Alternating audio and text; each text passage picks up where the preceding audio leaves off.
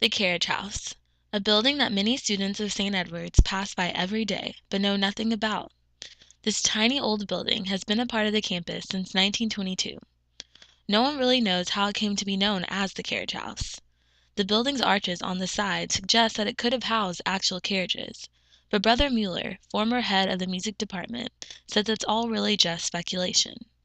But what they do know is that the Carriage House originally served as a science building. It also didn't have any air conditioning. Imagine having classes in here without air during the hot months of August and September. However, the Carriage House has come a long way from those days in the early 1920s. Although it has been a part of the campus for years, many students still pass by the same building and don't know what exactly goes on inside. Where exactly are students going when they walk up these steps? Well, the Carriage House is no longer used as a science building. It is now home to the St. Edward's University Music Department. Every other day, students who come from a variety of different majors gather for something called choir. That's the music director, Morris Stevens. Right now he's directing the advanced choir called Madrigals that meets every Monday, Wednesday, Friday from 12 o'clock to 12:50. Morris also teaches the beginner choir called University Chorale at 2 o'clock p.m. None of these students seen here are music majors, because that major is not a part of the curriculum. In place of having a major, there is a music minor. However, the majority of these students singing don't even have a music minor. Instead, these students come from a variety of majors.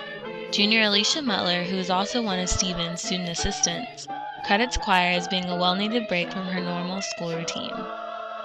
It's just such a break from all my science classes that I have to take.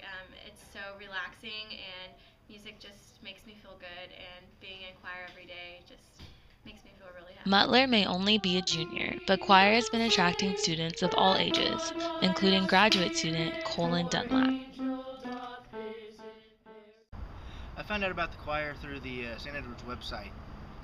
So, and then I called Morris, and he said, yeah, we have practices, Monday, Wednesday, Friday, and I showed up on that next Wednesday and fell in love with it all over again. While Dunlap found out about choir through the website, Michael Davis was required to take a choir class since he is a theater major. So I picked this one, and I was only going to do one semester, just get the requirement done, but then I actually had fun with the people in the class. They're all crazy and weird, and I like that, so The St. Edward's Music Department is not only home to choir, but to other classes ranging from piano to guitar.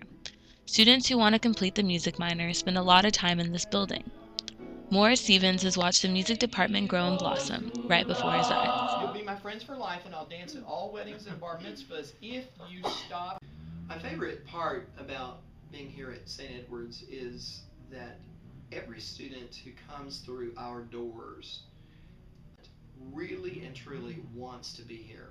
The students who come through the door who are coming from all across the world, and they want to have music in their life, and they may not have had any kind of formal music training, but the open atmosphere allows them to be comfortable in coming to study and to hone their skills in music.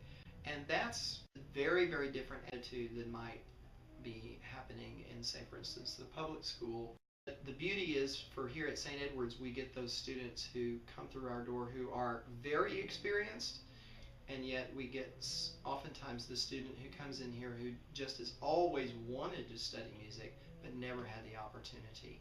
And to be able to provide that atmosphere is it's like no other place. It's really wonderful. For now, St. Edward students will continue to enter the Carriage House. Some will sing with the choir, some will take music theory classes, and others will continue with piano, guitar, or voice lessons. And let's just say that the Carriage House has come a long way since its days as a science building in the 1920s.